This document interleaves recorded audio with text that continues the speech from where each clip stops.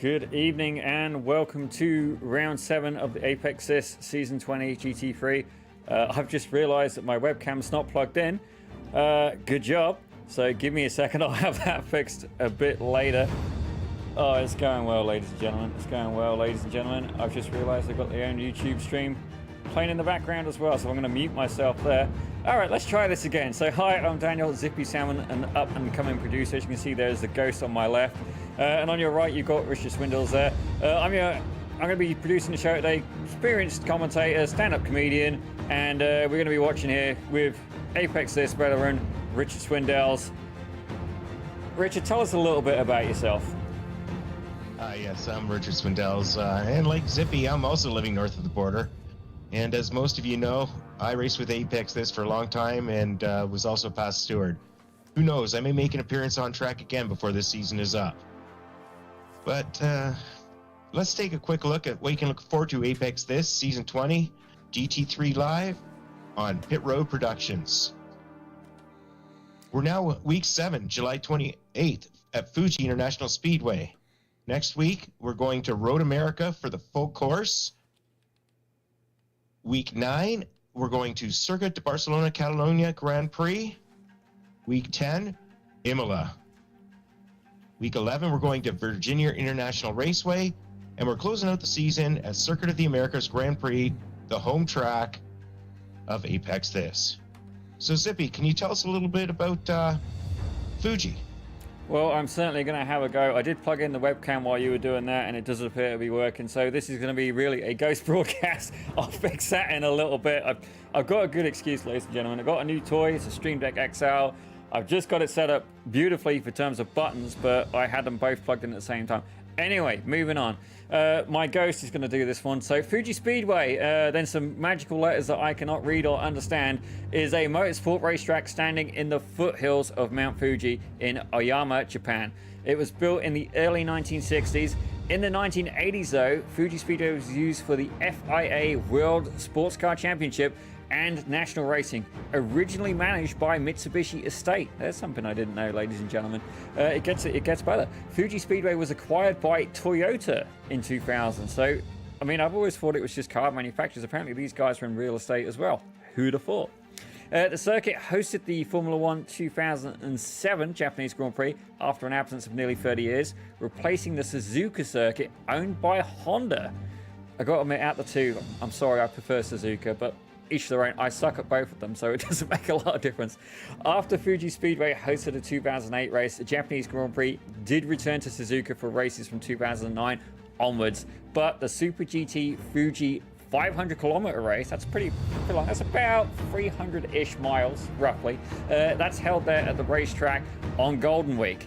I don't know what Golden Week is, it sounds delicious, but anyway, moving on. Fuji Speedway does have one of the longest straights in motorsport at 1.475 kilometers, or basically just short of a mile in length, and the circuit has an FIA Grade 1 license.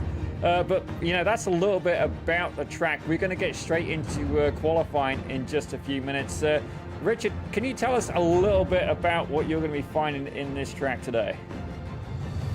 Yeah, well, as you said before, Fuji actually has the longest straightaway on the iRacing service, so expect to see a lot of drafting, a lot of passing going into turn 1. After that 1.475 kilometer straightaway, you're going to gain a lot of momentum going through there. Other key points to look out for would be the turn 4 and 5. It's a big 180-degree sweeping right-hand horseshoe-shaped curve. But the really trickiest part of this course, I believe, would be turns 11 through 14. Nice, tight, 90-degree rights, elevation changes, off-camber turn going into 13. And the exit on 14 is imperative if you want to get any chance of passing going down that long straight going into turn 1. Well, ladies and gentlemen, that is what Richard Swindles has to say, but they are just finishing practice now and going to be heading into qualifying in just a moment. I have been trying to fix that webcam. I don't know what's quite happened with it. You know, I've realized I was ugly, but I didn't realize I was ugly to the point I could kill technology. That is a new benchmark reached, ladies and gentlemen. That's the best I've ever seen you look, Zippy. Richard Swindell's there with the comedy. And yeah, I'm the one who's a comedian. But just give us a second here. I'm going to turn on that iRacing audio. And let's take a quick peek at what's happening in qualifying. So at the minute, they are going on their outlaps at the minute. Not too much to be seen just yet. And at the minute, it does appear that we are on board with Mark Miller. Now, he is actually your points leader right now, despite never having a race win. Mr. Consistency is the key at this point, and it's fair to say on an outlap, you know, you just got to take it kind of steady, you know, get a feel of things, and just remember that you're back there on cold tires.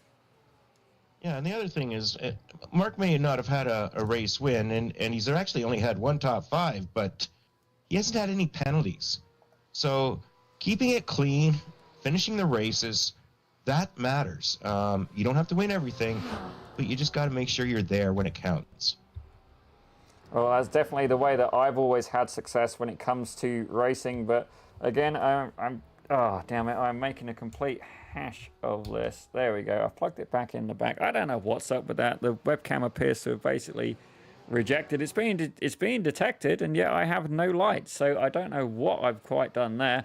But, you know, it's going to be interesting to see as well. And as I have a look, it's good to see that Daniel McKelvey, he is back as well. We're going to see if we can get a little bit of footage with this gentleman here. He's had a few weeks off, so it's good to see him back. Also, as well, we got Austin Diltz and Morgan Smith. I was a little disappointed before Morgan Smith hadn't been around. I'm wondering if we have Sean Garou in here with him as well. That's certainly, these two guys tend to have a fight, but I've got to be honest, looking at who's in this server right now, DJ Alessandrini, I'm expecting to take pole, but not by much. Well, and it looks like we only have one DJ. Just the one tonight. That's definitely true. But guys, if you're there watching in the chat, by all means, let us know. I'm checking the thing. It looks like the iRacing audio should be good. By all means, if it's a little bit quiet, do please give me a hint. Let me try and fix that for you guys. Obviously, I want you guys to have the best experience possible. And my directing career, you guys have seen it all here on Apex. This is the only series I direct. No one else was quite desperate enough, and it's fair to say it's been a bit of a learning curve. But I've got to admit, I'm really curious about that webcam at this point. But as we're having a look, these guys still on their outlap, and definitely quite a variety in the mix in terms of I rating. I see Morgan Smith, who we're watching now, he's about 2,000 IR. But then if you look, you got people, I see a 1,400 IR in there, like low, high 13s, that kind of area. And actually even as high as 7,000, that's obviously DJ Alessandrini. So quite the eclectic mix. So if you're on the fence about getting involved, ladies and gentlemen, you know what, come on out. It is actually just a 1,000 minimum I rating, you know. And, you know, don't get me wrong, if you get a lot of incident points, it is a $1,000 potentially minimum donation as well. Yes, the stewards do like to take their donations. They also work for liquor, I hear. But looking at the entries, looks like we've got 20-something cars on the track here, and it's a great turnout tonight. I also see it looks like Eric Kulaga. I haven't seen him in Apex this for, well, might be a couple of years actually. Nice to see him back racing here, and always good to see longtime members racing hard, and as well as the new ones. I'm pretty sure Eric has a brother as well. I do remember bumping into him in an official race at one point. As there you go, DJ Alessandrini, he's just set the fastest lap with a 1:35.967. That puts him about 7/10 of a second ahead of the field. Morgan Smith actually in second, but Corey Mitchell was holding that for a little bit. He's actually last week's race winner, ladies and gentlemen, in the Mitchell Motorsports Corvette. It's nice to see Corey picking up that victory in the Mitchell, as you call it, Mitchell Motorsports, or a lot of us call it Murder Motorsports, but he's refined from that. Well, it's definitely I do find the biggest thing about Fuji is actually realizing where you are on the track. I'm just going to try and switch it to a little bit of a better view for you. There you go. And the track is quite wide. It's very, very hard to get a gist of whereabouts you are. And definitely something that I've always had difficulty with. You see there, trying to hug the apex as tight as possible as he's there going down the start-finish straight. Again, we were saying it earlier, 1.475 kilometers. So definitely going to want a longer gearing setup in this car. And actually, speaking of setup, Richard, myself, you know what? I've always found low downforce setups, you know, they're a little bit oversold at some point because you lose so much grip in the corners that, you know, I mean, it stops you from anybody getting by from you on the straights, but you can't just go for like no wing at all. You do need to have a happy compromise. Now, what could you tell us a little bit about that? Well, it all depends. I find it all depends on the track.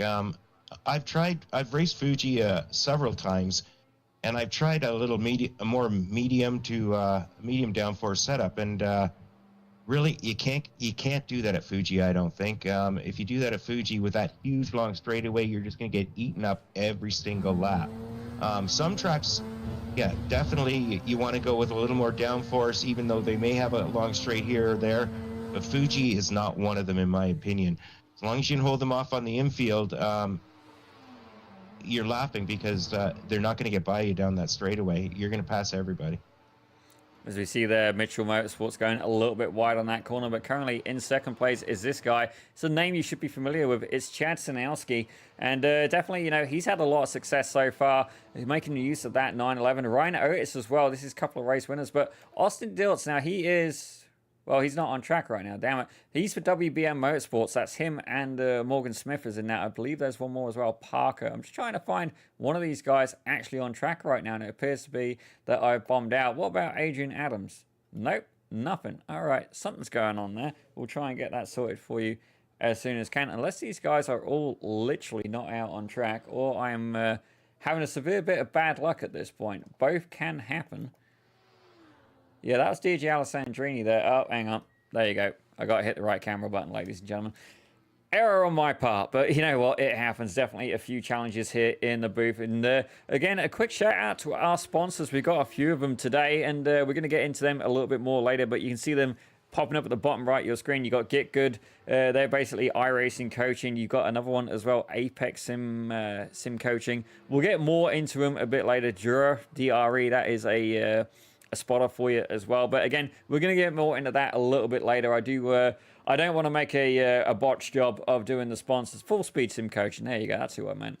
I've got to say as well, one car I am expecting a little bit more performance from is the 528 of Paul Slavinek. Now, I've seen this guy on a few occasions, and he can definitely drive. It looks like he's gone back to the pit, so abort in that lap. I don't think he's going to have time to put another one in, because realistically, if you're doing a minute 35, yeah, that's it for qualifying for him. Not really the best result there for Paul Slavinek. But let's have a look as well. Neil McDougall.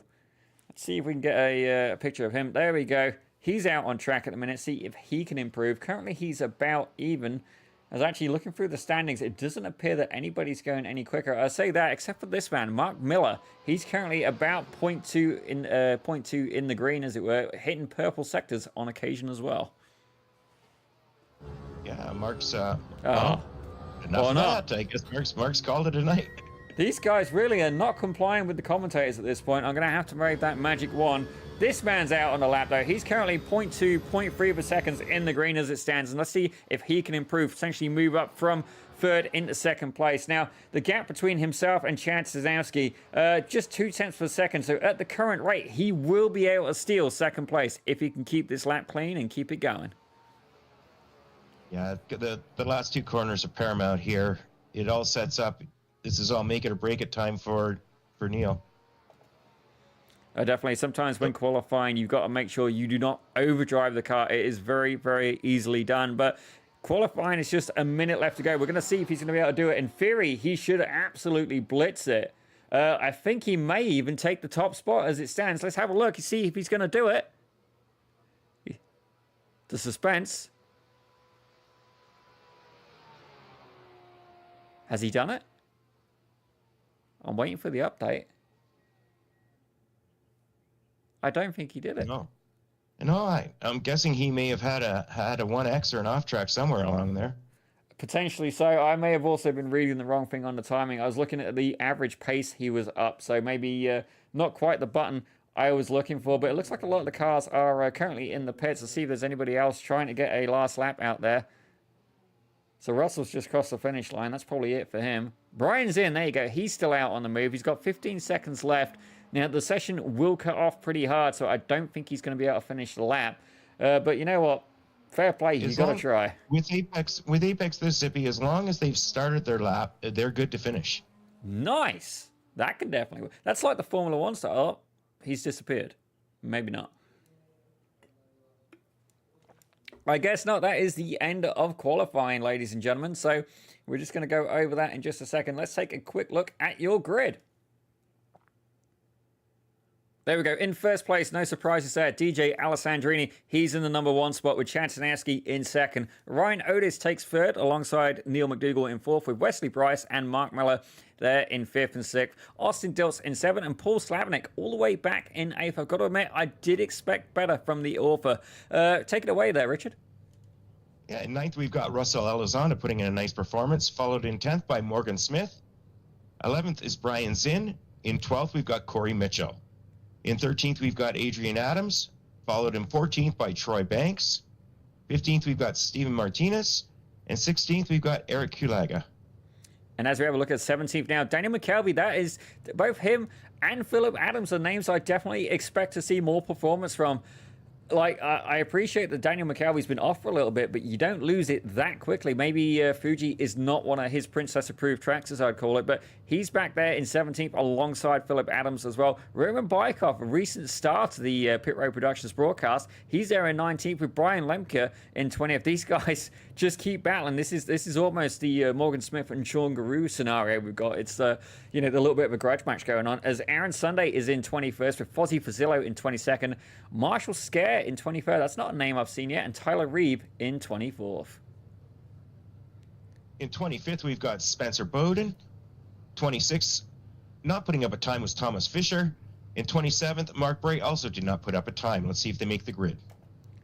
Well, ladies and gentlemen, that is your grid, and I may have forgot to get rid of a box again. My apologies there. There is a hide all button here, and of course, I've not quite engaged the brain cells to use it, but, it is what it is, ladies and gentlemen. It's a learning curve for sure, as here, there, try again, and here we go. They are there starting their pace lap, and that is not a full-length pace lap, ladies and gentlemen. Quite a small one, in fact, as well.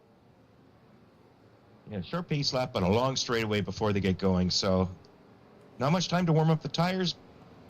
Let's see what happens.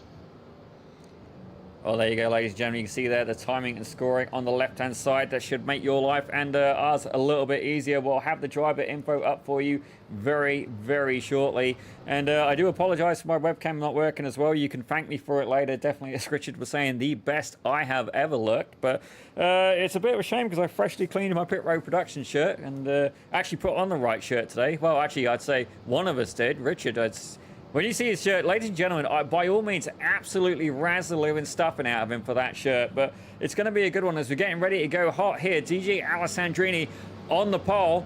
And you can see the pace car. He's actually getting some kilometers, and they may need to refill the thing at this point with such a long straightaway. And look at that field of cars, ladies and gentlemen. This should be an absolute belter. And I can see there being carnage going into turn one. But we'll see here. DJ Alessandrini, he's ready to go. And we're waiting for the green.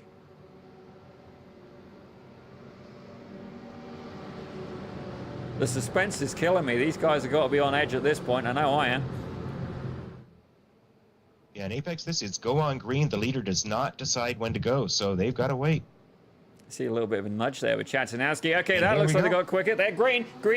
And Chad Sanowski got an absolutely fantastic start as Ryan Otis. He's there. Looks like he's going to try and make a move in the third spot. Right all over the back of that brightly colored Audi R8. Are they all going to make it round? Okay, I certainly hope so. Everything's looking good so far. I do know that Apex does have a safety car scenario if there is a 4-car incident, but I'm looking at the event log and it is clean, clean, clean. Nice to see them all get through that first corner. I say that, Corey Mitchell's just dropped back. Oh, that's one of the WBM cars. That's Austin Diltz. He's just gone off. Oh, dear. Looks like a single car incident. We'll get you a replay of that in just a second. It's telling me that he has pit, so definitely not the start he was looking for. And you see there Morgan Smith and Corey Mitchell. Actually, Corey Mitchell dropped back a few, but Daniel McKelvey, he's already up 4 positions, ladies and gentlemen. Quite the impressive start. Very difficult, but he's making the best of the situation here. Definitely a good move. And myself, I've always liked trying to claw my way through the field. If you put me on pole, the odds are I am going to do terribly and not necessarily just cave under pressure, but I will be very aware. And don't get me wrong, I am 100% a defensive driver, much more defensive than I am offensive. I saved the offensive for the comedy, but you know, it's definitely a different set of ball game, I guess. You know, if you're there applying the pressure rather than having the pressure applied, as they getting down onto the start-finish straight, finishing lap 1.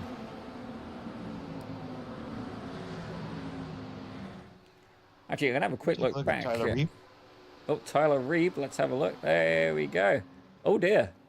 Okay, I've seen there may be a replay here. Let's have a quick look, see what happened. Richard, tell us what. Oh, there you go.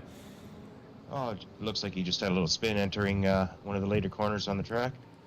Definitely easily done. You got to remember, ladies and gentlemen, cold tires, and the good thing is no damage there for Tyler. But let's have a look. There is literally, as I look at the timing screen, it is lit up red universally across, apart from Austin Dilts. It is not triggering me a replay, but I'm going to see if I can get one for you. Let's have a quick look here, see if it shows us what happened. So Austin Dilts is going to be in that blue and white Mustang there at the front of your screen.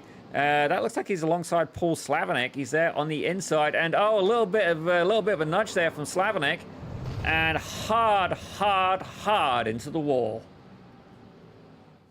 And while we were watching that, it looks like Fozzie Fazilla might have had a little incident there, Zippy. Oh dear, let's have a quick look. We're going to flash through the replays here. This is Fozzie Vazillo, and he is in a Mustang GT3 as well. Again for WBM Motorsports, and already damage on that car. And it's fair to say that may be having an effect. He runs wide there in turn 1 into the sand trap, but thankfully able to avoid a little bit more damage. So the Mustang proving to be a little bit of a handful at this case, but you see that he's there already battling there with Tyler Reeb right behind him. But we're going to have a quick look. Let's see where the battles are going on. It looks like Brian Zinn is under pressure. Actually, hold on a second. Here we go. We've got a pass happening between Philip Adams in the Corvette and Roman Bykov at it again as they're going down the start-finish straight. Oh, nice to see them put it on a show already for us. Just like last week and the week before, if I'm not mistaken. Yeah, Roman Bykov, I swear he is absolutely desperate for some screen time, because he is definitely providing us some fantastic action here. You can see there, trying to make a move on the inside is Philip Adams. I don't know if he's quite going to be able to get it done, but I have just had a crafty idea. Well, I say crafty. We're going to see if we can get hold of him in just a second. So, right now we are here and we're watching Philip Adams. He is currently chasing down Roman Bykov. How's it going for you so far, Philip? It's going all right, so I can't see him.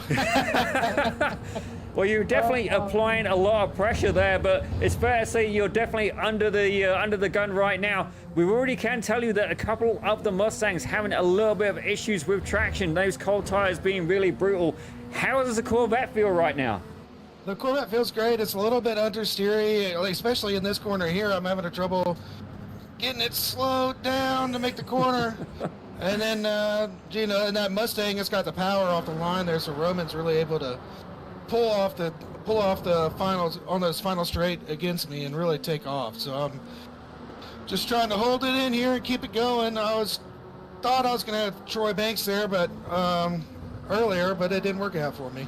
Well, I've got to say, I'm viewing the view from the back of your car, and honestly, if Roman Bykov gets any closer, he's going to have a finger in a place you probably don't want it. But Philip, thank you for joining in. We're going to leave you to concentrate for a few minutes, and we'll catch up with you a little bit later. Well, ladies and gentlemen, that was Philip Adams. It's good to grab him during the race, and definitely it's fair to say he's under pressure. Richard, this is definitely something that you could relate to. Look at that view behind him. That's Roman Bykov and Thomas Fisher as well. Thomas Fisher in the Ferrari. He's there trying to snake up the inside. He's got the better of Bykov, not quite able to get the move done on Philip Adams, though. Yeah, Philip Adams cut the nose off and held his position. And yes, I have experienced Roman coming up hard on my rear end there, and it's always a scary situation. You pucker up tight. Oh, definitely. Don't get me wrong, at this point, I don't think he's even going to need to spit on it. We're not going to need any of that hook to it action. You know, this guy is keen, he's close, and right now it's Corvette versus Ferrari. And it's good to see as well, for that Ferrari, I've always found it to be very unstable under braking. The older car was actually one of my favorites. I got on very well with it, but the newer gen, the 296, a little bit too twitchy for my liking. But excellent battle going on between them, but you know what? We're going to leave them to it for the. Well, I say that. You know what? Forget that. Roman Bykov's trying to make a move, showing the sheer arches on that Mustang. I guess. I mean, the car just seems so stout, so butch. It's almost as if it is a bouncer of the racetrack. Yeah, we've got a nice 5-car train going here battling, and let's see if anything can happen as we're just about to enter the long straightaway. See if anybody can make a move under the draft.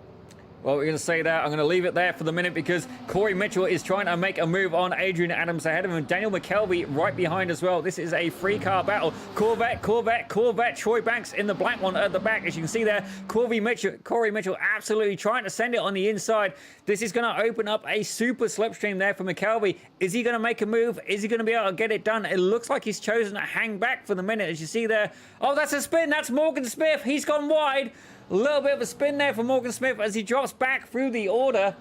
Definitely not what he had in mind, and he's now tucked in behind Adrian Adams and between Thomas Fisher. Yeah, that's unfortunate for Morgan, but he managed to keep it clean, and doesn't look like he touched anything, so he should get right back on track. Well, we got a quick replay of it here. You can see there he's going hot into turn 1, and I do suspect, yeah, just broke a little bit too late and then caught the back of, I believe that was Brian Zinn.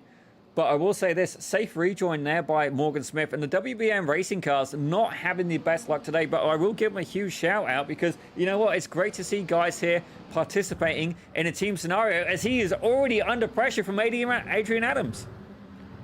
Yeah, I wonder if he did take a little bit of front-end damage on that, causing a little bit of handling issues. I do apologize. I got the wrong Adams on a few occasions. Where is Adrian Adams, actually? I see Adrian Adams. Okay, he's currently under pressure right now. You know what? Let's go and steal him for a minute. So, Adrian, I understand you're currently in the middle of a Corvette sandwich. You have Corey Mitchell ahead of you and Daniel McKelvey behind. Troy Banks right behind him. What's your current strategy? What are you going to try and do? Just keep it clean, try and push a little bit, see if I can get to the inside of one of these turns and make something happen. Just want to keep it clean, though, and finish the race.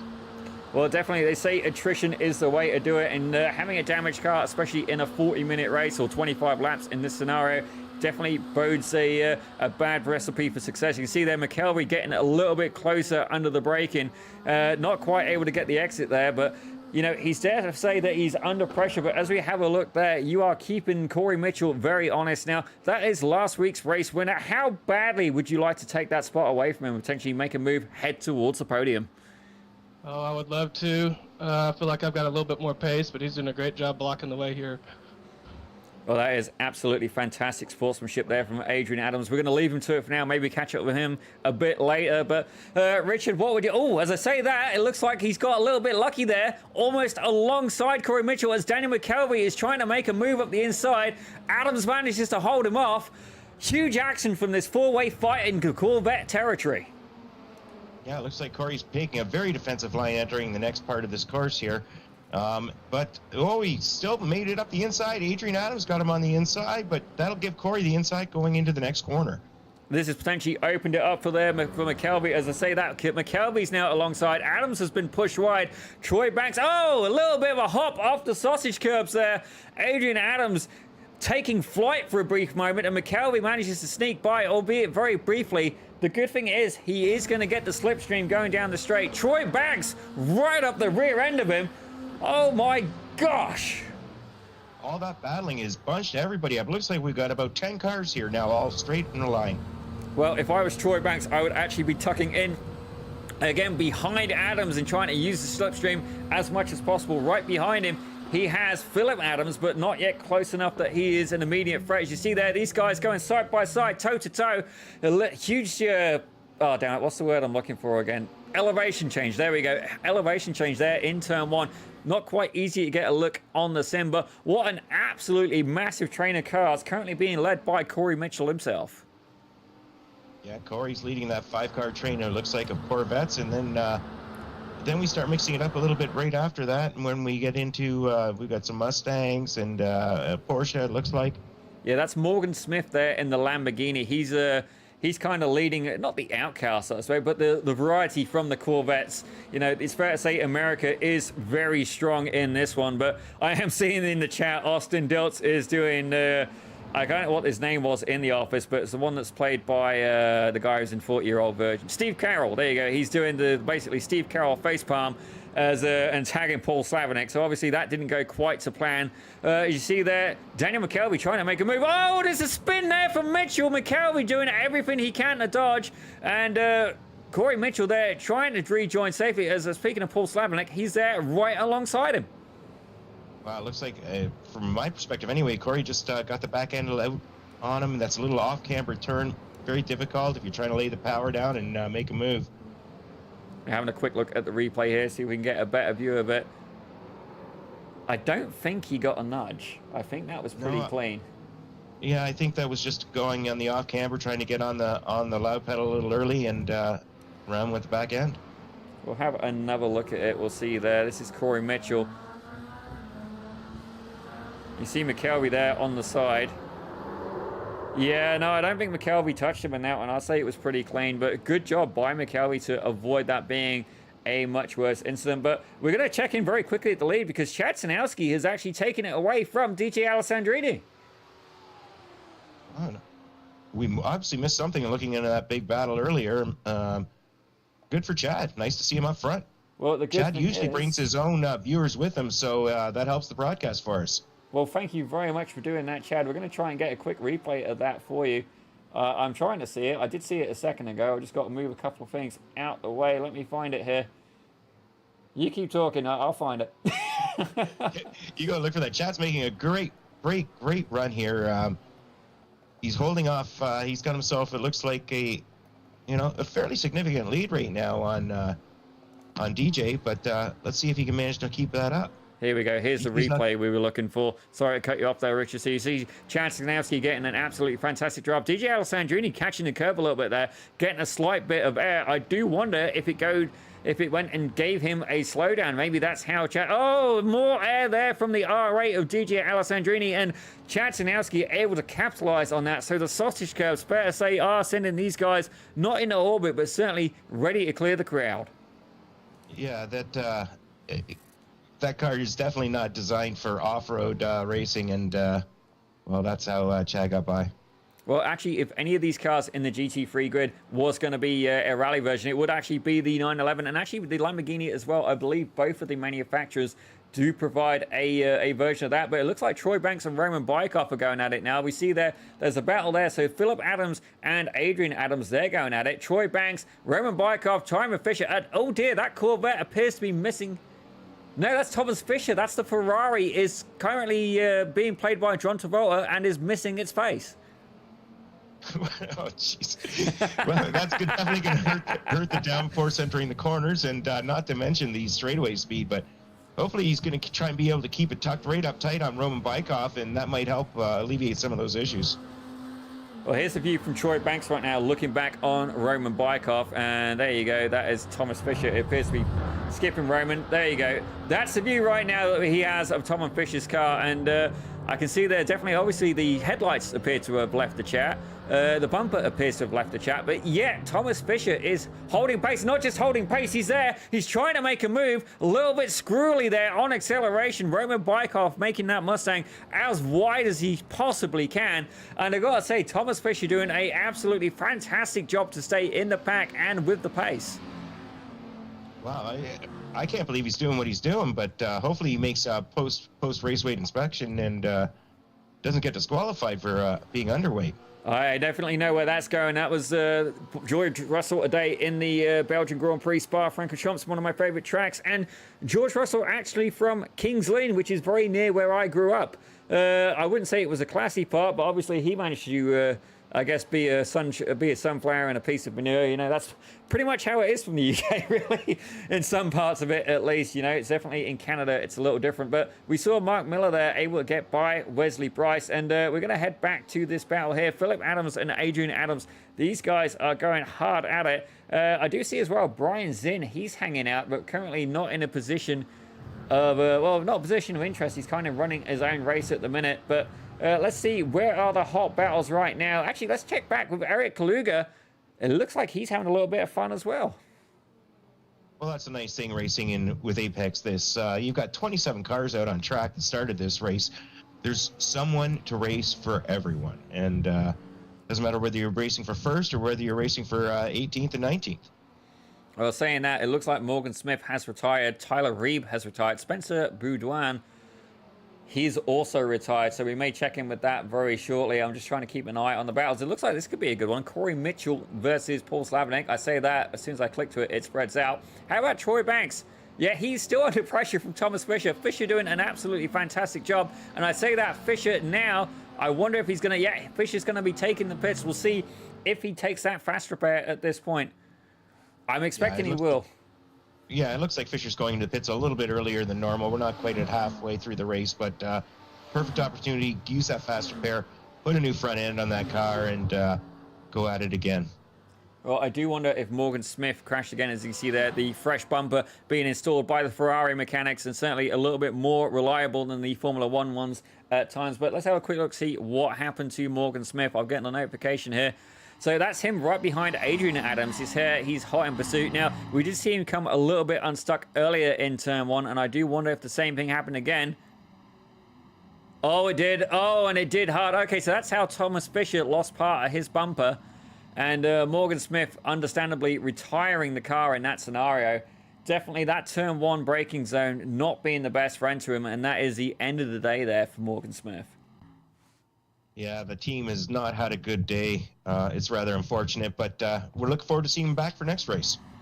Oh, absolutely. I do give the WBM guys a huge shout out whenever I can. And actually, guys, if you're there watching in the chat, by all means, give us a message. Let us know. I see Fendi Racing is watching. Go Crazy Horse Races, Chad, Russell, and Mark. Okay, so Chad, Russell, oh, that must be Russell Elizondo, and Mark. Is that Mark Miller?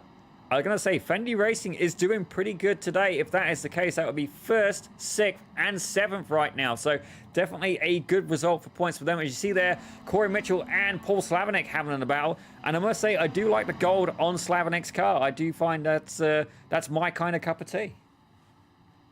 Well, it certainly stands out a little bit different than the plain old boring red-black that Corey Mitchell's running, but that's just a dig at you, Corey. Nice looking cars, both of them going side by side down there. But it looks like Paul's got him on the inside. It's a matter of the braking. Who's the master of the late break? It looks like Slavinik managed to get him just at the right moment there. I say that Corey Mitchell's fighting back, almost cutting the grass at that point, trying to get by, using all the track limits he can, and definitely keen to get that position back. A move from 14th into 13th. McKelvey is up the road from them. We saw him very briefly a moment ago, but we're going to check in actually with these Fendi Racing guys. Oh, Mark Bray, apologies, Mark Bray. He's currently sat back in 23rd. We'll get a little bit of a camera on him very quickly there. He's there in the... I actually do really like that paint job on the Mustang, and one thing I really like about the Mustang as well is the free orange lights. That just makes me very happy. He's currently running his own race, last of the runners right now. And you were saying as well, Chad, well, he's out in front. He's pulled away a 1.4 second gap to DJ Alessandrini. But Russell there, he's in the 911. And definitely having a little bit of a battle. It appears to be a Porsche battle going on right now. You got Wesley Bryce at the front. Russell Elizondo for Fendi Racing. He's there in 6th with Mark Miller behind in 7th. That is your championship points leader, ladies and gentlemen. But we're going to get back to Troy Banks and Daniel McKelvey. This is the closest battle happening on track right now. McKelvey, he's currently up 5 positions, but the hard charger is actually Philip Adams, who is about we're going to say about a second ahead of him. 2 seconds. You see there, McKelvey looking to make a move. Is he going to be able to do it? Troy taking the defensive line on the inside, and it looks like Troy's got him held off here, but he's going to try and do the over-under, and looks like it might be working out here for Daniel. You can see there, these guys are side by side. This is the left front view of Daniel McKelvey's car right now, and you can see just how close he's getting. Really running out of track there. Oh, that was almost contact. So close. These guys are hard at it, and let's face this, if one part comes off one car, it could literally bolt to another in that scenario. You could have done a tire change while still moving. It was that close, ladies and gentlemen. Absolutely huge battle going on right now between McKelvey and Troy Banks. Now, I did have the pleasure of racing Troy Banks the other day, and it's fair to say he kicked my ass. I was not even in the same ballpark as this guy. Very capable driver, as you see there. Daniel McKelvey able to pull away a little bit through that last corner, but Troy Banks is there. He's right back on the power, and he's going to get a lovely draft as he go around the start-finish in just a few moments now. Just a couple corners left to go. Yeah, Troy Banks has, to be honest, he kicked my ass a few times over the years too there, Zippy, so I know how it feels. There's no shortage of people who's kicked your ass though, Richard, and I swear to say that I'm one of them. I'm in that club, and I don't need to get like a I beat the stick t-shirt, but I beat Richard Swindell's t-shirt. It's definitely one I would have a few of in my wardrobe. But once I finish giving my comrade a little bit of a bash in there, we're going to have a quick check-in here with Eric Kaluga and Steven Martinez. Not somebody we've seen too much in so far, but you can see there Corvette versus Corvette as they're going around the later part of the track. Now, I'm trying to remember what Eric's brother was, like what his name was. I know he had a brother, but for the life of me, his name is escaping. Richard, if you know, please chime in. But these guys getting ready to head back down onto the start-finish rate. That's 1.475 kilometer run.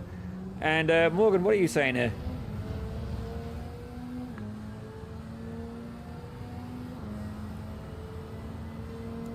Morgan Smith not happy with the braking. He reckons that they can brake way late. It's caught a little bit there off guard.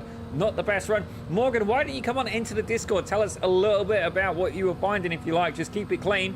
I understand you're at the race at this point. As whoa, huge pass there from Steven Martinez. It's like Eric Kaluga wasn't even moving. So Martinez obviously had the same kind of brake strategy there as Morgan Smith. Very late and able to get that pass slam dunked past the 66 Corvette. Yeah, it looks like he just threw an anchor off the back of that car and stopped it dead at the end. Well, he definitely had a good battle there, but I'm going to check in. Let's see who we got in the Discord right now. We've got Adrian Adams, Brian's in, and Morgan Smith. We're going to catch up with him. Morgan, it's great to have you here in the booth. I do understand that you watched the broadcast as well. Tell us a little bit about what happened there with your race. We caught it live on the camera on the replay, so tell us what happened. Yeah, unfortunately, actually, that was the second time that same incident happened to me. I was running up in 9th with another Corvette. I'm not sure if it's the Lamborghini or the braking or the ABS settings. I take a lot later brakes on into turn 1, and unfortunately, I rolled up on the back of 2 Corvettes in line. And, you know, with the classic iRacing physics, the back car always pays the price for that. So unfortunately, I went around twice. Yeah, we did actually manage to catch both incidents. The first one, I will say this, you had a great rejoin. You got that car out the way, and we'll be avoiding the memes of the admin squad there, the stewarding team. But the second time round, there was really, once it went, there was nothing you can do. You were basically sit and duck. Thomas Fisher got caught in that as well in the Ferrari, and I think there was another Corvette that caught in that as well. But Morgan Smith, it's been an absolute pleasure watching you race so far, and we're going to have to make sure you get Sean Garou back as well, because you guys definitely hard at it. But while we got you in here, is there anybody you want to thank in terms of, you know, getting set up? And I know WBM Racing is a team. Do you want to tell us a little bit more about that while you're in here? Yeah, our main sponsor, We Build Memories, is an actual print-on-demand company, so it's a pleasure to be with them and work with them a little bit. I know the guys got some gift packages recently, so we're really happy to have gotten those out. The main thing I want to talk about is just the quality of racing in Apex. It's a high-quality split and a lot of respect on track. I know everyone gets heated during races, including myself, and they're just racing incidents, so me and the team are always going to be back every week to give it another shot, and we'll definitely see you guys soon, and we love the broadcast. Well, thank you very much. Ladies and gentlemen, that was Morgan Smith. Thank you for popping it in the booth. And I didn't know WBM was We Build Memories, so perhaps you can tell me a bit more about that at some point. But I'm going to have to kick you out for now for a minute, Morgan, because it looks like we got a battle going on between Philip Adams and Adrian Adams, and they are both in the Discord. So these two gentlemen are currently going hard at it. They are fighting for 9th position. We've got Philip Adams and Adrian Adams. I've got to ask, are you guys brothers by chance? Yes, we are. You see, they both admitted it, which is an interesting fact. I have a sister, but nobody knows. So I gotta say then, you guys, like, are you racing in the same house? Who's been in iRacing a bit longer? You know, tell us a little bit about the dynamic. Adrian, we'll start with you because you're currently behind, and then that way it may distract Philip for you. Yep. So he lives a few hours away, not in the same house. I started iRacing first. Probably the biggest teammates plus the biggest enemies on the racetrack there is. Well, that's how we know you're brothers. I think we're just working together here. If one of us makes a mistake, we'll let the other one go. We're not going to try and battle each other too much and just stick to where we're at and finish the race out. Well, speaking of mistakes, Philip, it did look like that Corvette just started to do a little bit of a power slide there. It looked beautiful from the view of Adrian's car, or are you just showboating for the camera at this point? Because I've got to warn you that Adrian is going to get an absolutely fantastic draft around this straight. I'm sure you are no doubt aware. He's currently about 0.7 of a second back at the start of the straight. Now, don't get me wrong, this is almost like a Mercedes team orders situation, or even with McLaren, for instance. You know, Yeah, McLaren. do you guys have team orders? I mean, obviously, I think both of you are pretty high in the championship standings. I'd have to check it out, but you know, are you going to play the team card at this point if it means a better result for the points? I don't think that we've discussed it, but I think we just try and do what's better for each other. A couple weeks ago, Adrian was battling for a place, and I just kind of gave him a bump. When it was actually at Daytona, I gave him a bump to get him ahead. So not necessarily fighting together, but working as a team when we can, and then when it's us two with each other, we just try and give each other enough space and just work together to get as far ahead as we can and all that. So you saw I was trying to stay behind him for a while to get a good draft off him to save some fuel, and then he made a mistake, so I just drove on by. When I make a mistake, he'll just drive on by, and we'll just keep on working like that. Well, I'm going to throw another curveball into the mix because, ladies and gentlemen, right behind him is the number 10 car of Daniel McElroy. I say number 10. Yeah, it's number 7 car in 10th place, my apologies, of Daniel McElroy. Troy Banks right behind him. And I just want to warn you guys, he's caught up about 0.6 of a second in this last lap. So if you guys are going to work together and potentially do some defensive driving, you may want to coordinate that effort. But, gentlemen, you've been absolutely fabulous having here in the booth. I'm going to leave you to it for now, and we're going to watch how this battle unfolds. See if you can hold up the mighty Daniel McElroy. Thank you, sir. Thank you. All right, ladies and gentlemen, that was... You need to pit? Phil, do you need...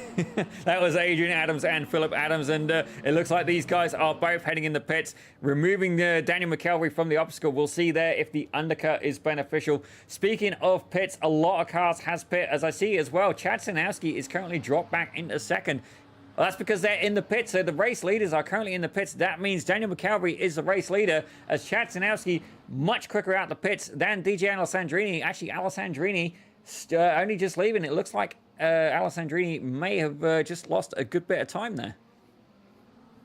It looks like he's about 3 seconds behind now. Unsurprisingly, Troy Banks is in second. He has not pitted yet. Neither is Daniel McElroy. But Corey Mitchell is also still out there and not having pitted. So a few guys are going an extra lap more than the rest. We're at lap 18 now, and they must be nearing the end of the pit window. They're definitely going to be getting near the edge, but we're going to bring in Brian Zinn. I just seen you come out of the pits there, Brian, and right behind you is Mark Miller. How do you feel about that? Questioning if I took enough fuel, if I could jump both of them in the pits, but we'll find out. Well, so far for you, it has been a pretty quiet race so far. That's why we've not been able to drag you in the booth just yet. But, Brian, is there any tactics you've had in terms of approaching Fuji? Just be smooth.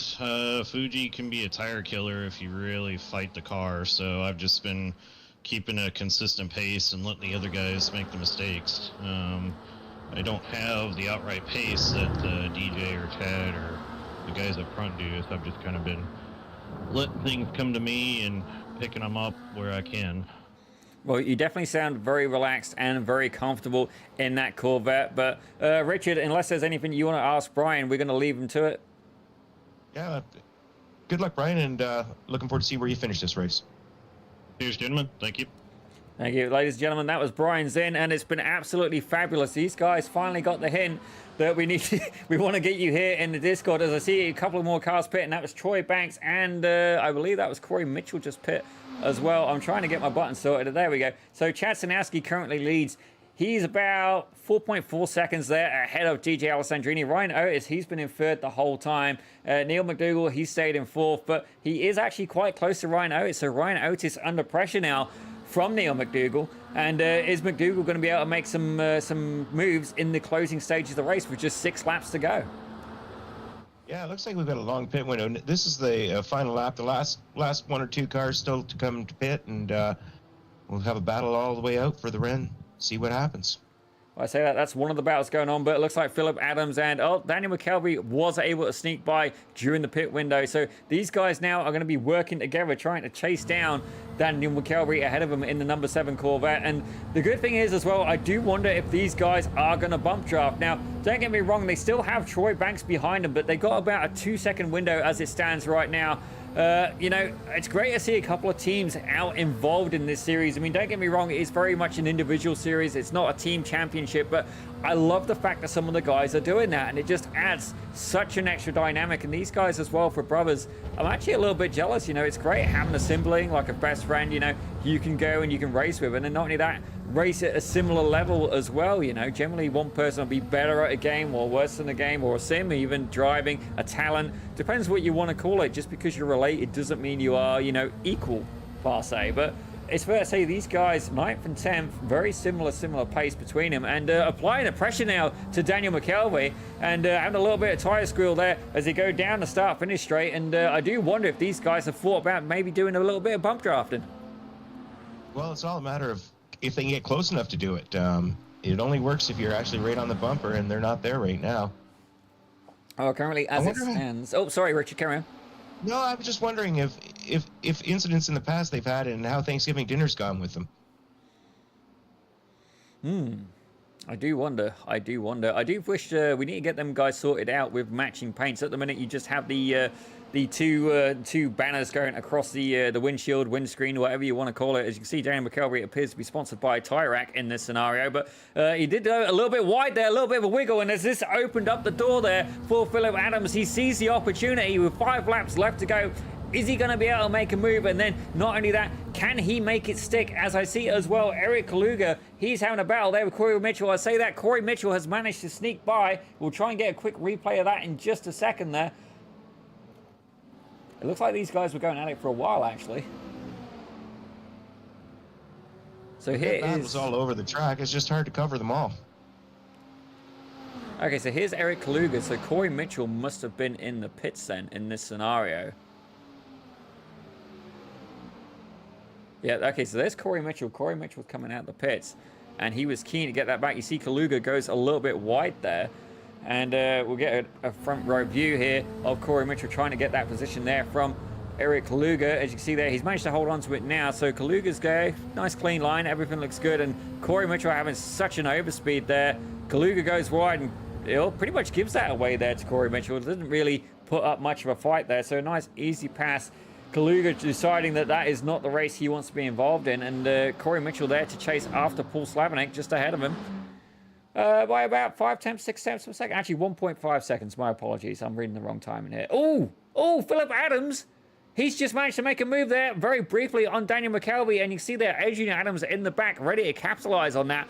Can they get it done? The pressure is being applied. A little bit of a love tap may occur. As you can see there, Adams, well, certainly one of them, is trying to put a move there on McKelvey.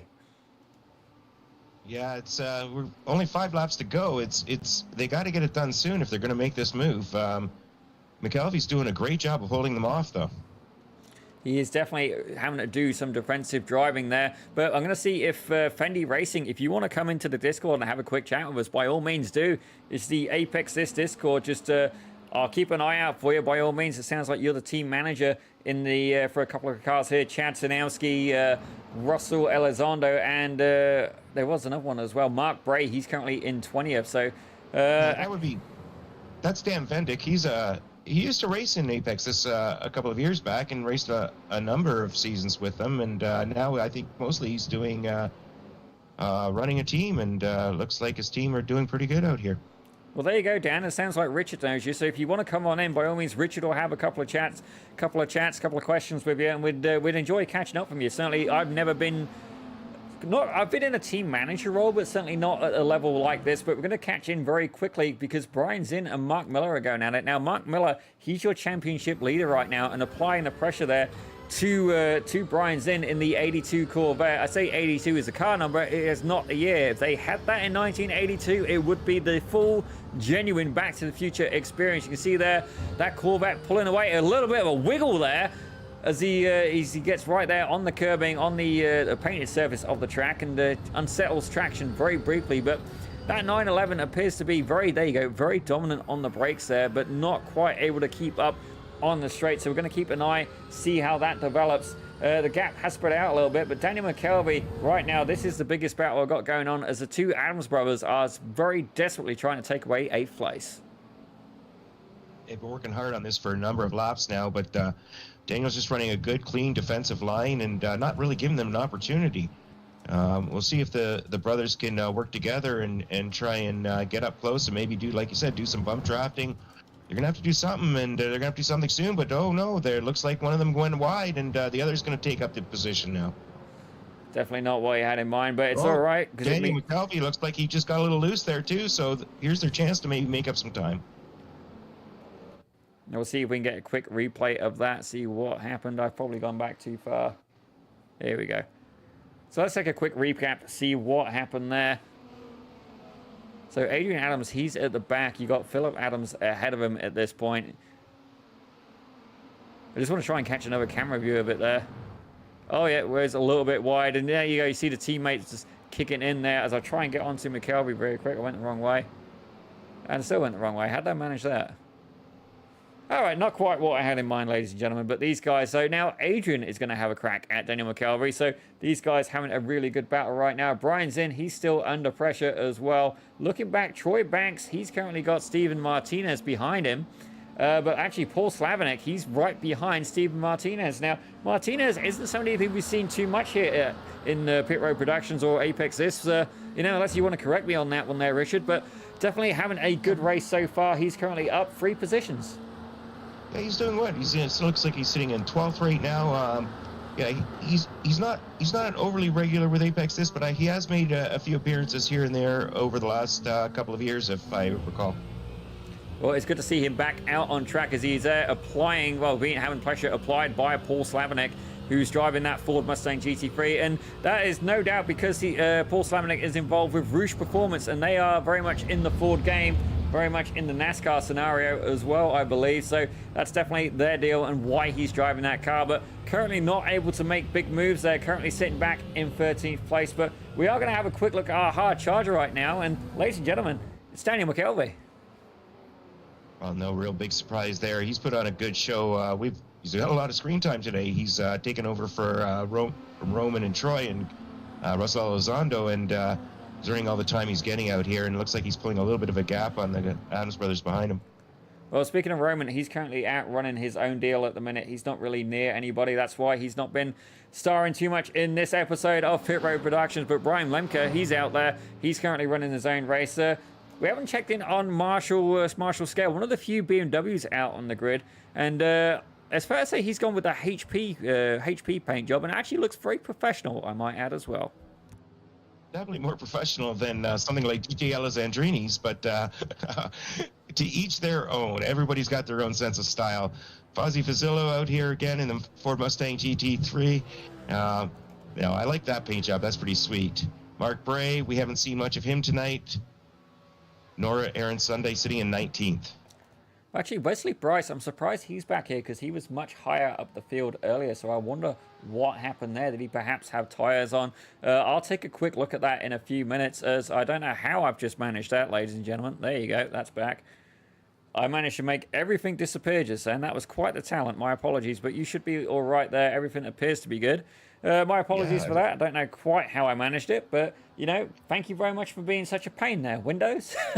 Well, you made everything disappear just like you made yourself disappear. And I appeared to make Daniel McKelvey disappear because it looked like Adrian Adams was able to sneak by. Or Philip Adams. I missed something big there. Let's take a look. Philip, I've got so many things happening. So here we go. They're going down the start-finish straight.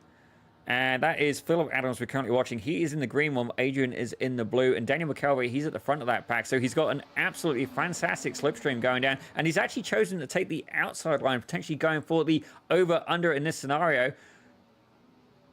I say that he's on the outside. He's staying on the outside. Is he able to hook it on the inside? He goes, applies the pressure. Sorry, Richard, carry on. Yeah, it looks like he did try the over-under, and now he set himself up for the inside line entering the next corner. But Daniel's holding him off. I wonder where this incident happened. Well, it wasn't an incident pass. That was this pass. But, you know, maybe I hit the wrong thing. It's definitely possible, but we know that he gets past at some point because Phillip Adams and Adrian Adams are both past Daniel McKelvey. So we're going to stay with this replay right now as we see it is the final lap. This is kind of awkward because we are notoriously bad from being able to get the race finisher going across the line, but I do kind of want to see this battle at this point and see how this developed. We're checking very quickly to see where Chad Sanowski is. Okay, so we've actually managed to catch it this time. So, ladies and gentlemen, this is going to be your race winner. This is Chad Sanowski. Short of a catastrophic failure heading across the line, it's fair to say he's got this in the bag. We'll try and find out what happened a little bit later with Adrian Adams and Phillip Adams and Daniel McKelvey. But there you go, having a little bit of a twerk as he goes across the line. Your race winner, Chad Sanowski.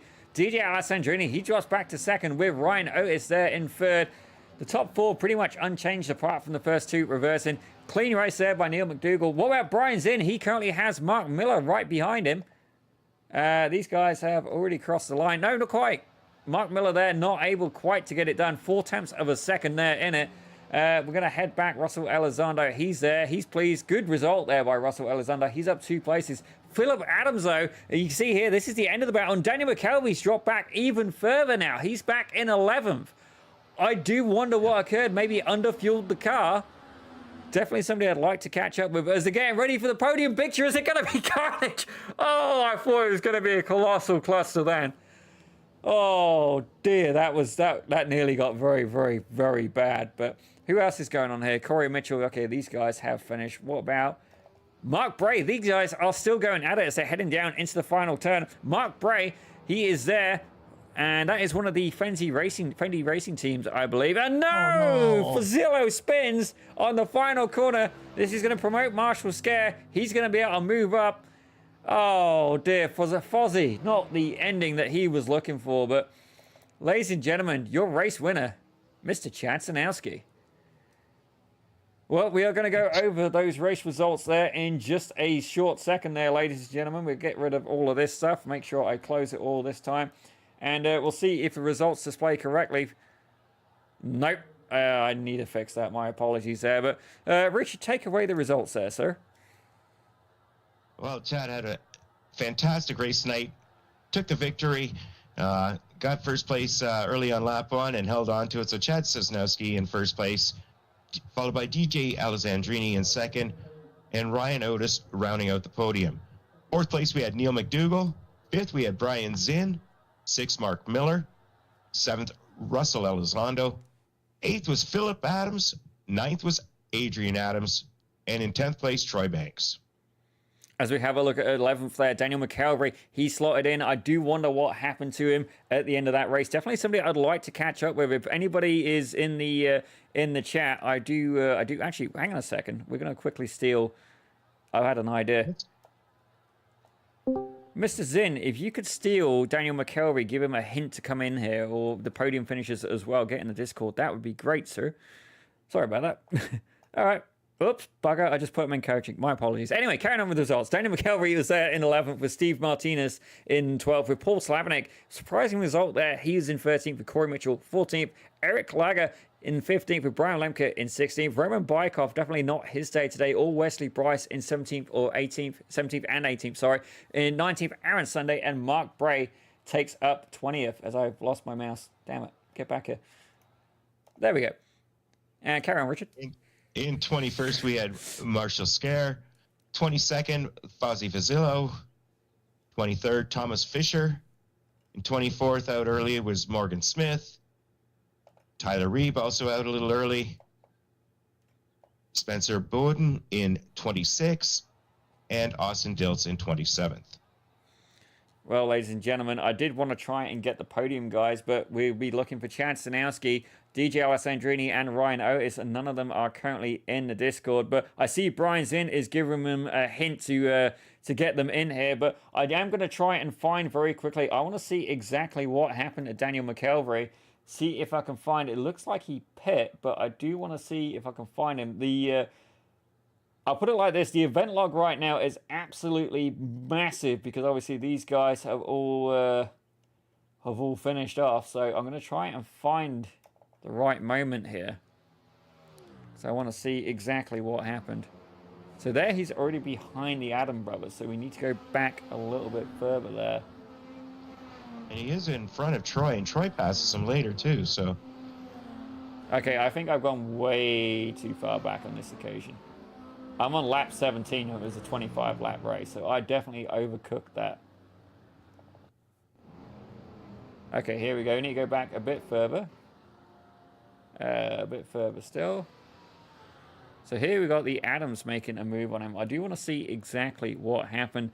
I don't see McKelvey, Shanowski, or Alessandrini yet ready for interviews. But here we go. The Adams brothers doing an absolutely fantastic job. And look, they went too wide.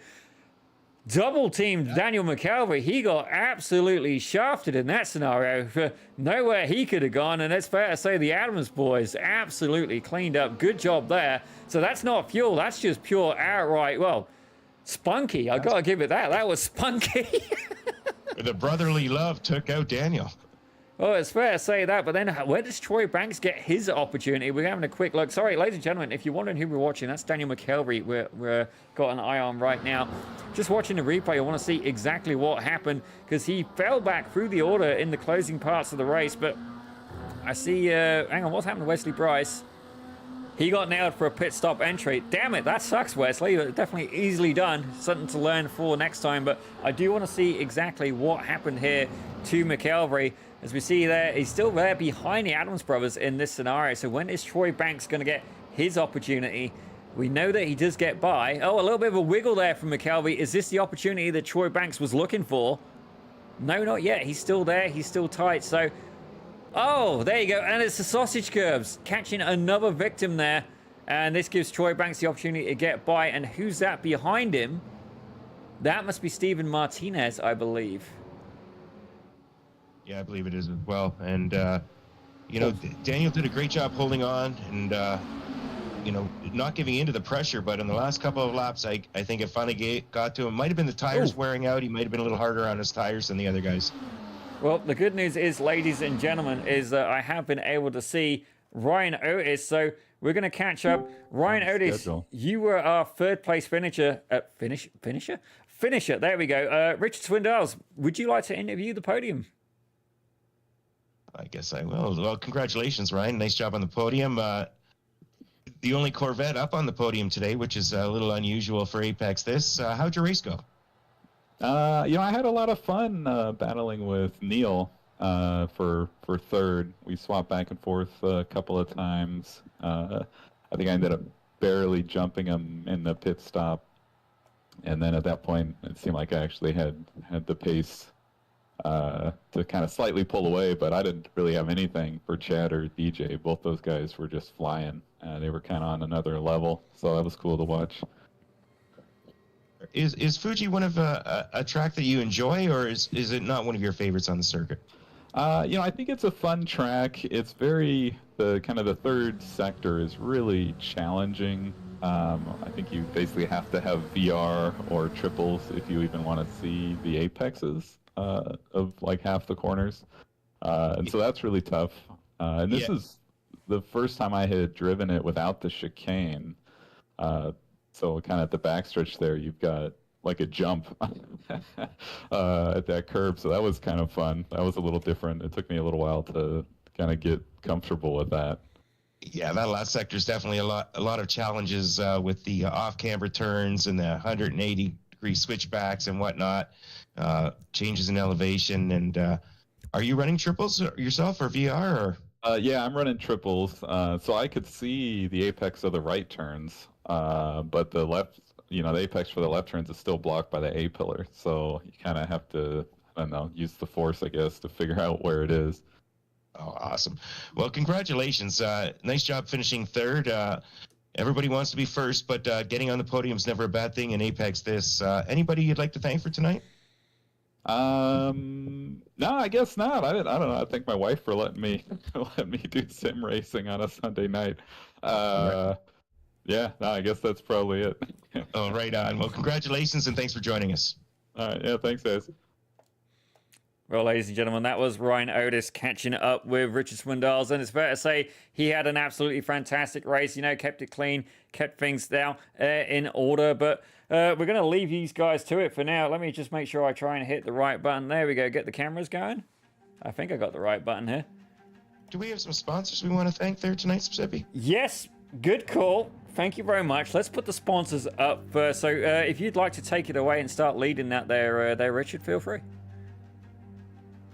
Okay, well, You're looking for the same thing I am. Well, that's okay. I've got mine right here, so I'm good. I'll just read your parts off. These groups of people make everything possible. As everybody knows, Apex, this is a free league. You don't have to pay. Donations are especially appreciated. So go on the Discord, go on the website, go on the Facebook page. You can find information on how to make your donations there. Help support the league, help support the broadcast, help support on the prizes they give. Free league, and they give prizes. So let's give it a little shout out to our sponsors, though. Sponsors, we've got Apex Sim Racing for immersive racing gear. They carry Q Controls, Momo, Moza Racing, Sim Magic, OBP Motorsport, OMP, Rich DPC, and Apex Sim Racing brands.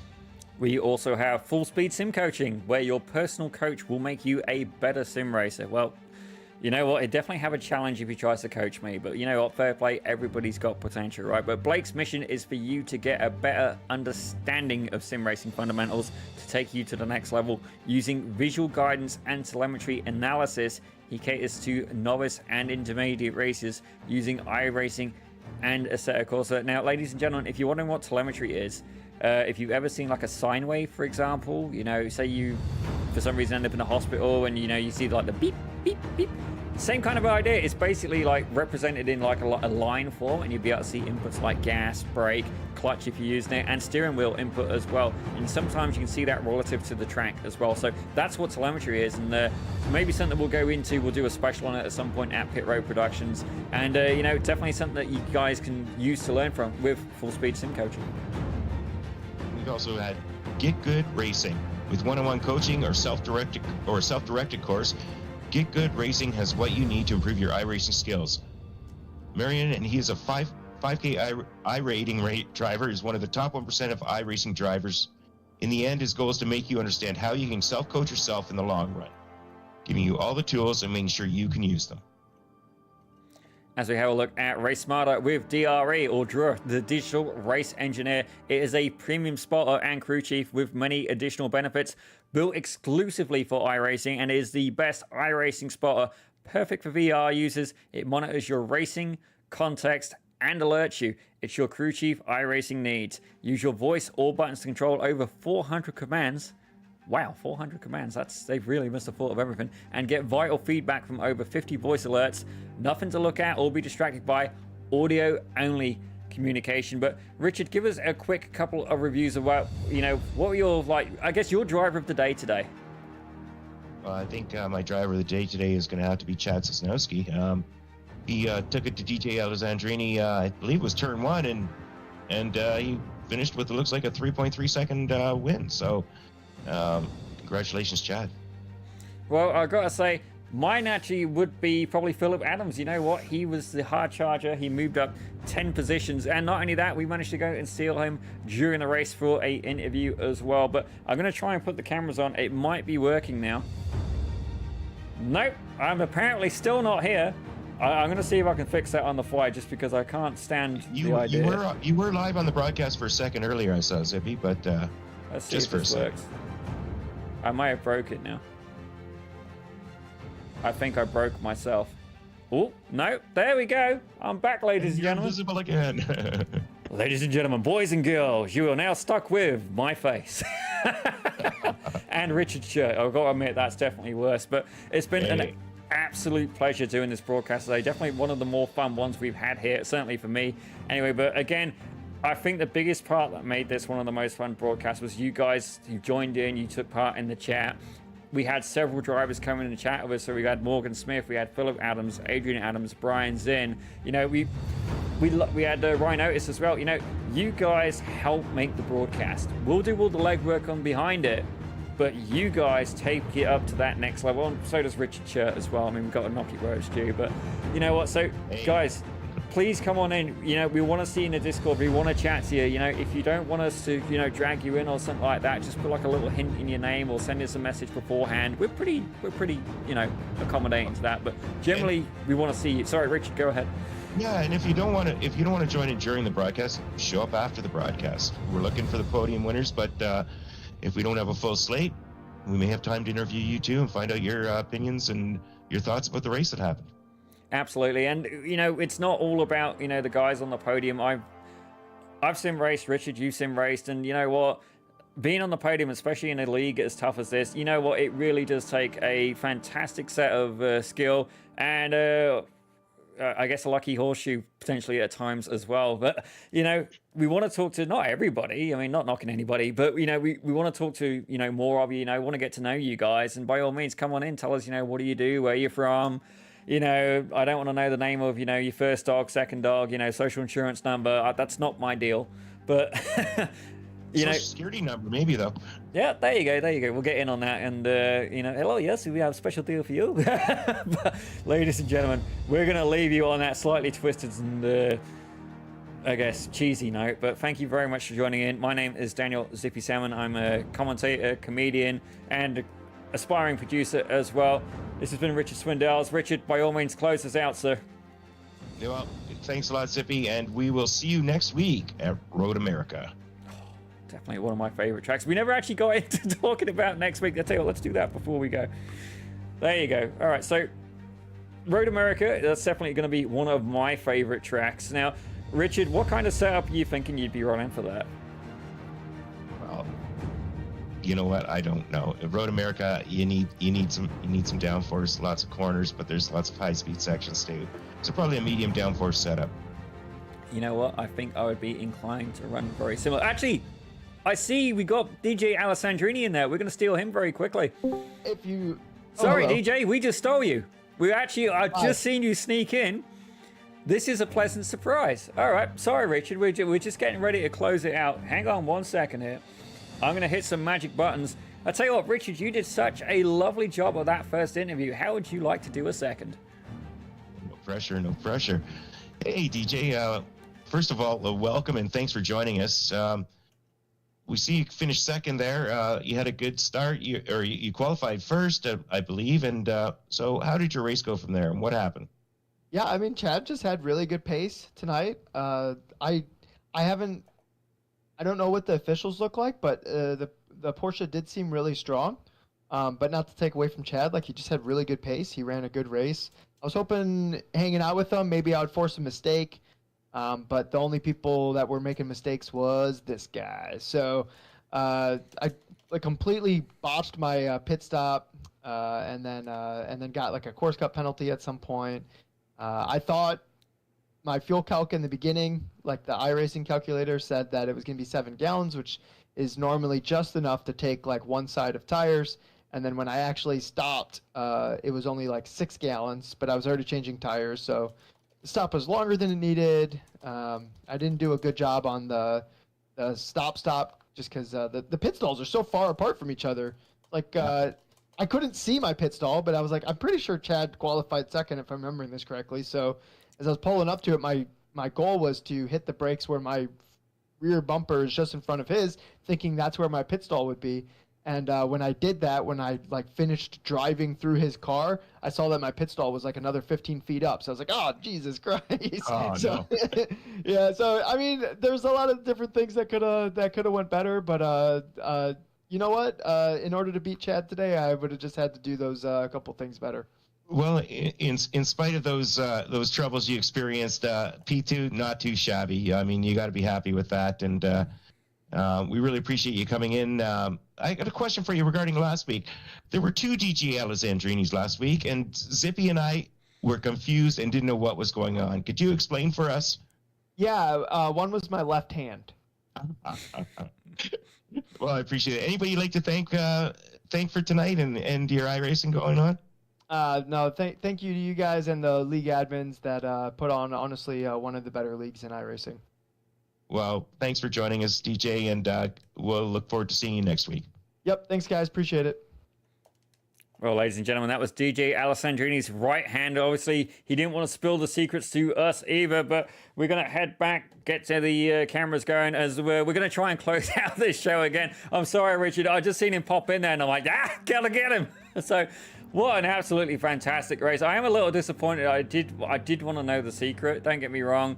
He's got a second account. I get it, you know, but the second one got disqualified last race or something like that. So, oops, good job. Obviously, you know, men can't multitask. We've just proven with DJ Alessandrini, he can do very well driving two cars with two hands. How is he doing? Is he 1 foot? Has he got like? Is he sat between two rigs? And he's got the right foot doing the gas and brake in one, and then he's like, sure, left foot and gas and brake on the other. Like, I wonder if he's got the pedals set up so he's got two gases and two brakes, or if he's spread out and he's kind of moving his whole legs. Oh, maybe he's got VR and his right eye is the right car and left eye is the left car. Who knows? Oh, I hadn't thought of that. Yeah, no. Okay, so we've just rolled out here. That ain't happening. But, ladies and gentlemen, after we've just gone and just shotgun that theory completely, thank you very much for tuning in. Daniel Sippy Salmon, Richard Swindells, and you've been here live on Pit Road Productions watching Apex this GT3. Now, these guys do have other lights. They have other series as well. I know one night is Ford Mustangs, and I know another night... Thursday nights, I believe. And they also race Tuesday nights. Porsche Cup. I think it's the Porsche Cup. Yeah, one's Tuesday and one's Thursday. So they race Sundays, Tuesdays, and Thursdays. He's checking now. Ladies and gentlemen, please hold for this quick commercial message. Oh, yeah. It was a quick commercial message. Yeah, so Tuesday nights is... Right now, they're currently running Mustangs. And then weeks 9 to 12, we'll be running the Toyota GR86. And then Thursday nights is the Porsche 911 Cup. So definitely a very eclectic mix there. But again, we'll leave you to it. We don't cover the other two as well. It's fair to say me and Richard have got enough on our plate as it is. But thank you very much for tuning in. I'm sorry, we should have wrapped this up a few minutes ago. I've just had so much fun doing this broadcast. I'm very grateful as well to Richard for joining me, albeit with that shirt. You know, we'll forgive him for that. But ladies and gentlemen, you know these what? are nice boom boxes there, Zippy. You know what, ladies and gentlemen, you can rate Richard's shirt. You know what? I want to hear the ratings popping up on the comments for the link in Facebook. I think it looks better than yours. Oh. At least I put on the right shirt today. All right, but all right, ladies and gentlemen, it's been a pleasure. We're going to leave you to it. We'll close out with the sponsors right now, and thank you very much for tuning in, and we'll catch you next week.